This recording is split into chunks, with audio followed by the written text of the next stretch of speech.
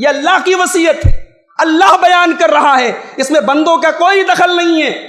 وراثت کے تمام احکام منزل من اللہ ہیں، اللہ نے بیان کیا ہے، اس میں انسان کی عقل کا کوئی دخل نہیں۔ اگر عقل کی بنیاد پر رکھا گیا ہوتا تو ناانصافی ہوتی، شکوے شکایت ہوتی۔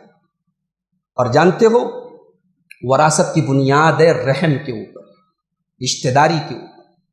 بھئی کوئی میرا بیٹا ہے، کوئی میرا بھائی ہے، کوئی میرا باپ ہے، کوئی میرا دادا ہے، یہ رشتے ہیں، وراثت کی بنیاد ان کے اوپر۔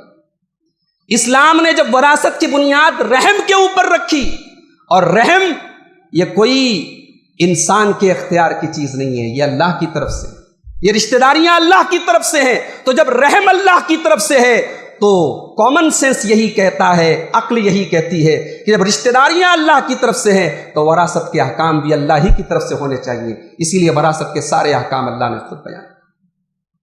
اور ایک بات میں آپ کو بتاؤں، یہ وراثت کے جو احکام ہیں یہ بہت بڑا معجزہ ہے، یہ بہت بڑا عقلی اور علمی معجزہ ہے۔ دنیا کے بڑے بڑے میتھمیٹکس کے ماہرین اور دنیا کے بڑے بڑے حساب کے جاننے والے کوئی ایسا علم نہیں بنا سکتے، کوئی ایسی چیز نہیں بنا سکتے کہ وراثت کے سارے مسئلوں پر وہ فٹ آ جائے۔ آج کی بات میں کر رہا ہوں، جب دنیا بہت ترقی کر گئی ہے، نالج اور وژڈم کا دائرہ بہت وسیع ہو چکا ہے، آج کے دور میں بڑے بڑے انسانوں کے لیے پاسبل نہیں ہے، ممکن نہیں ہے کہ کوئی ایسا علم بنا دے کہ جس میں وراثت کے تمام احکام اس پر اپلائی ہو جائیں۔ عرب کے ماحول میں، مکہ شہر میں، جہاں حساب کے جاننے والے انگلیوں پر گنے جا سکتے تھے، اس عرب کے ماحول میں، اس مکہ شہر میں ایک نبی امی جناب محمد الرسول اللہ فداہ ابی و امی صلی اللہ علیہ وسلم، آپ نے دنیا کو فرائض کی احکام دی، اور ایسا آپ نے علم دیا کہ وراثت کا کوئی بھی مسئلہ آپ لے آؤ، انہی 3 آیتوں کے ارد گرد گھومے گا۔ ترکے کی تقسیم کی کوئی بھی صورت لاؤ، قرآن و حدیث میں اس کا حل آپ کو ملے گا۔ یہ علم بتا رہا ہے کہ محمد عربی نے یہ بات اپنی طرف سے نہیں پیش کی، علام الغیوب کی طرف سے پیش کی، یہ خالق کائنات کی طرف سے پیش کی، یہ اللہ کا علم ہے، یہ اللہ کی طرف سے نازل کردہ علم ہے۔ یہ بہت بڑا عقلی اور علمی معجزہ ہے میرے پیارے بھائیوں کائنات کے۔ آپ دور جاہلیت کے ذرا حالات دیکھیں، باپ مر گیا، بڑا بیٹا ساری پراپرٹی پر قابض ہو گیا، کسی نے کسی کو گود لے لیا، اب گود لیا ہوا بیٹا، متبنہ بیٹا، اس کا اپنا بیٹا مانا جاتا ہے، اس کی پراپرٹی کا وارث ہوتا ہے۔ کہیں بڑا بیٹا وارث ہو رہا ہے، کہیں گود لیا ہوا شخص پراپرٹی کا مالک بن رہا ہے، کہیں پر طاقت کے بل پر جس کے پاس سب سے زیادہ طاقتور ہے وہ وارث بن رہا ہے۔ عورتوں کو کچھ نہیں دیا جا رہا ہے، بچوں کو کچھ نہیں دیا جا رہا ہے کہ بھئی یہ لڑ نہیں سکتے، جو لڑے گا، جو قبیلے کا دفاع کرے گا، جو خاندان کا ڈیفنس کرے گا، وہ وارث بنے گا۔ حضرت سعد ابن ربیع انصاری رضی اللہ تعالیٰ عنہ کا انتقال ہوتا ہے۔ کئی بیٹیوں کے باپ تھے، انتقال کے بعد ان کی پراپرٹی پر ان کا بھائی قابض ہو گیا۔ ان کی بیوہ اللہ کے پیارے حبیب کے پاس آتی ہیں، بخاری اور مسلم کی روایت ہے، یا رسول اللہ یہ میری چھوٹی چھوٹی بچیاں ہیں، باپ کا ترکہ، ان کا چچا قابض ہو گیا ہے ان کے اوپر، ان یتیم بچیوں کی شادی کیسے ہوگی یا رسول اللہ؟ اس کے لیے مال چاہیے۔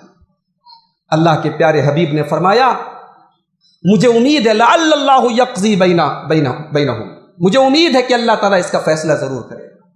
اور اسی کے بعد آیت مواریث اترتی ہے، میراث کے متعلق آیتیں اترتی۔ کتنا ظلم ہو رہا تھا اس سماج میں میرے بھائیوں، کہیں بچوں پر ظلم ہو رہا ہے، کہیں عورتوں پر ظلم ہو رہا ہے۔ میراث کے ان احکام نے ظلم و تعدی کو روکا ہے۔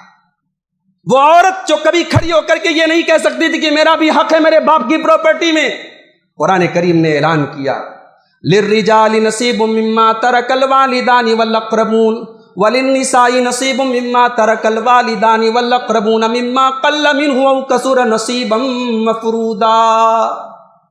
اللہ نے کہا جیسے مردوں کے لیے حصہ ہے ان کے باپ، ان کے والدین کے ترکے میں، ان کے رشتہ داروں کے ترکے، اسی طریقے سے عورتوں کے لیے کم ہے زیادہ ہے، کہیں کم ہے کہیں زیادہ ہے، نصیبا مفروضا، یہ اللہ کی طرف سے یہ حصہ مقرر کیا۔ یہ کتنے بڑے ظلم کو اسلام نے روکا۔ باپ مر گیا، بیٹا ابھی ماں کے پیٹ میں ہے، حمل میں ہے، شریعت کہتی ہے جتنا بڑا بیٹا اس پراپرٹی کا وارث ہے اتنا ہی حمل میں موجود وہ بچہ بھی وارث ہے۔ یہ اسلام کا عدل نہیں تو کیا ہے میرے بھائیوں؟ اسلام نے وراثت کی تقسیم عمر کے اعتبار سے نہیں رکھی، طاقت کے اعتبار سے نہیں رکھی، بلکہ رشتہ داری اور قرابت کے اعتبار سے رکھی۔ اور اسی لیے جب اللہ نے وراثت کے مسائل بیان کیے تو فرمایا آباؤکم وابناؤکم لا تدرون ایہم اقرب لکم نفعا، تم نہیں جانتے کہ تمہارے باپ دادوں سے تمہیں زیادہ فائدہ پہنچ رہا ہے یا تمہاری اولاد سے تمہیں زیادہ فائدہ پہنچ رہا ہے۔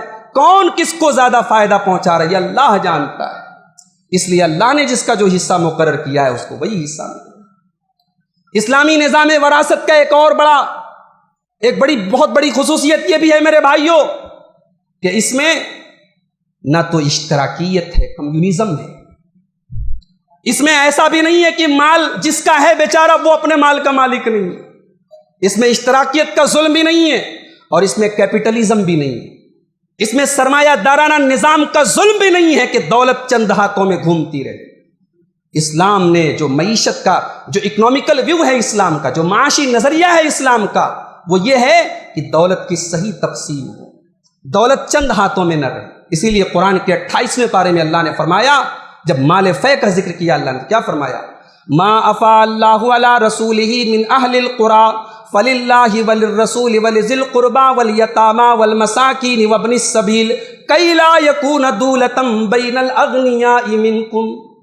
اللہ نے کہا یہ ہم نے مال فے کو اللہ کے راستے میں رسول کے لیے، یتیموں کے لیے، غریبوں کے لیے، مسافروں کے لیے بانٹنے کا حکم کیوں دیا؟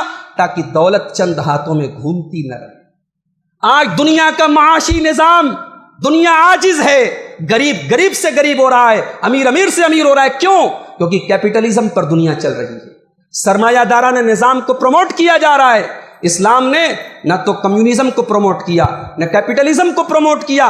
اسلام نے ایک ایسا اکنامیکل ویو دیا، ایک ایسا معاشی نظام دیا جس میں غریب کی غربت کا بھی خیال رکھا جائے اور امیر کی دولت کا مالک وہ رہے، اس کی دولت کا اختیار اس سے نہ چھینا جائے۔ اور وراثت کے احکام میں بھی اس بات کا لحاظ رکھا ہے، دولت آپ کی ہے، آپ ہی مالک ہیں، مگر ہاں مرنے کے بعد آپ کی دولت کی وراثت کی تقسیم ویسے ہی ہوگی جیسے اللہ تبارک و تعالیٰ نے بیان کیا۔ تو یہ اسلام کی تعلیم ہے میرے بھائی۔ اسلامی نظام وراثت میں ایک اور اہم بات یہ ہے میرے پیارے ساتھی کہ اسلامی نظام وراثت میں تمام حقداروں کو ان کا حق دیا جا رہا ہے۔ کوئی یہ نہیں کہہ سکتا کہ میرا حق مارا جا رہا ہے۔ آج دنیا اعتراض کرتی ہے کہ اسلام میں کیوں عورت کا حصہ کم رکھا گیا، کیوں للذکر مثل حظ الانثیین کا اصول رکھا گیا۔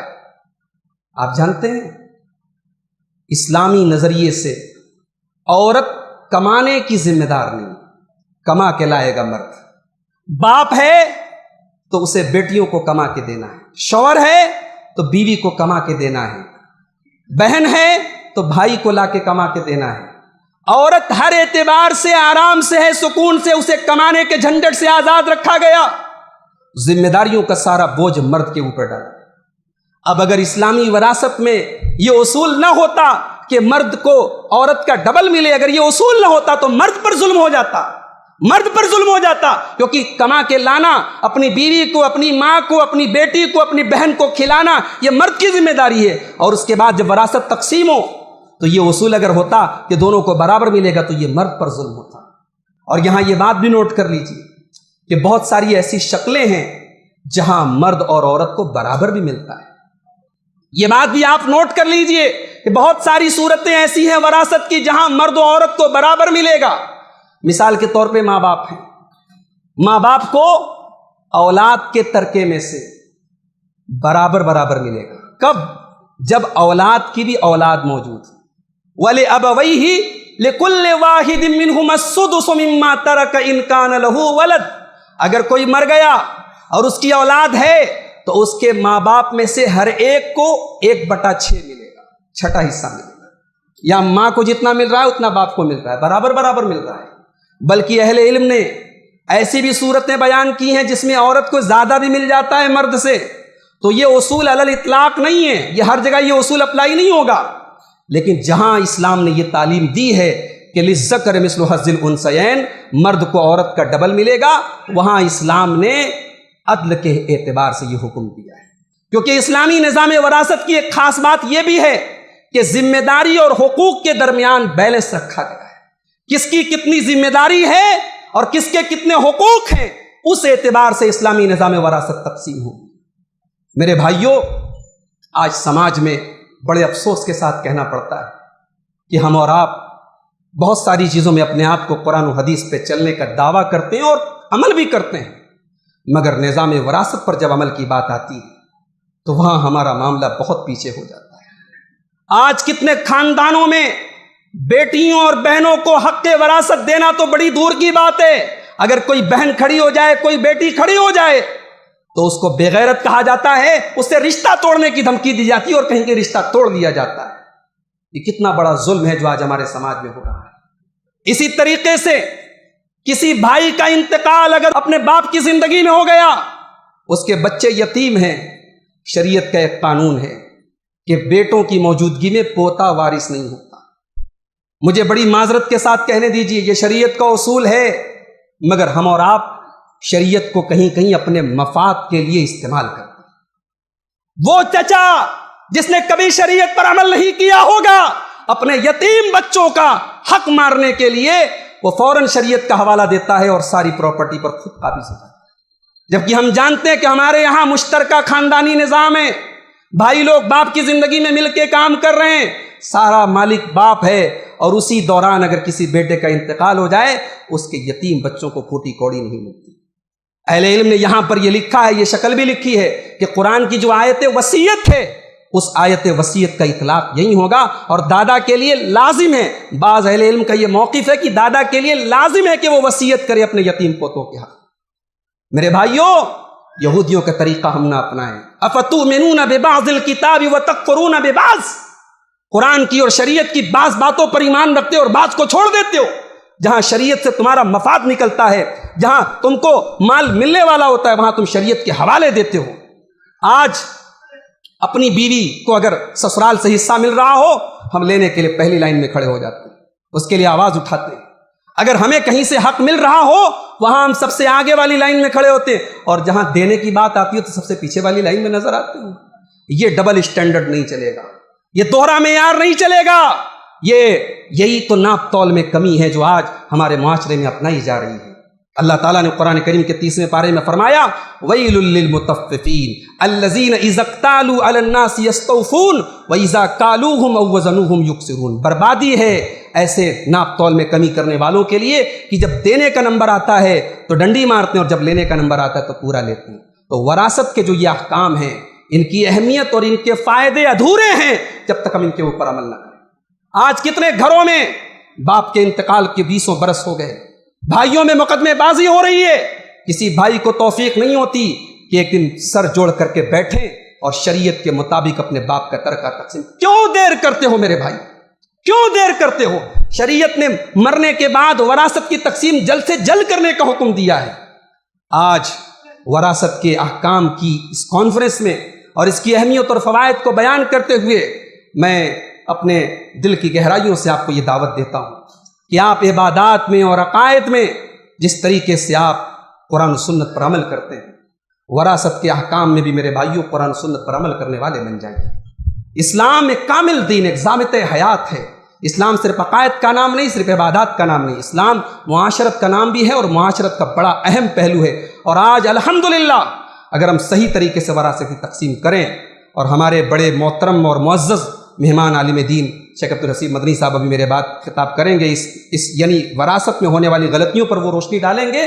ہمیں اور آپ کو یہ چاہیے کہ ہم اپنے یہاں صرف سن کر کے چلے نہ جائیں، ہم کم سے کم اپنے گھر کو درست کر لیں، ہم اپنے گھر والوں کو وصیت کر دیں کہ ہماری وراثت صحیح طریقے سے تقسیم، ہم اپنی بیٹیوں کو اور اپنی بہنوں کو دینے کا گٹس اپنے اندر پیدا کریں۔ انشاءاللہ اگر اتنا کام ہم کر لیں، میں سمجھتا ہوں کہ IIC کے ذمہ داروں کی یہ محنت انشاءاللہ کامیاب ہو جائے۔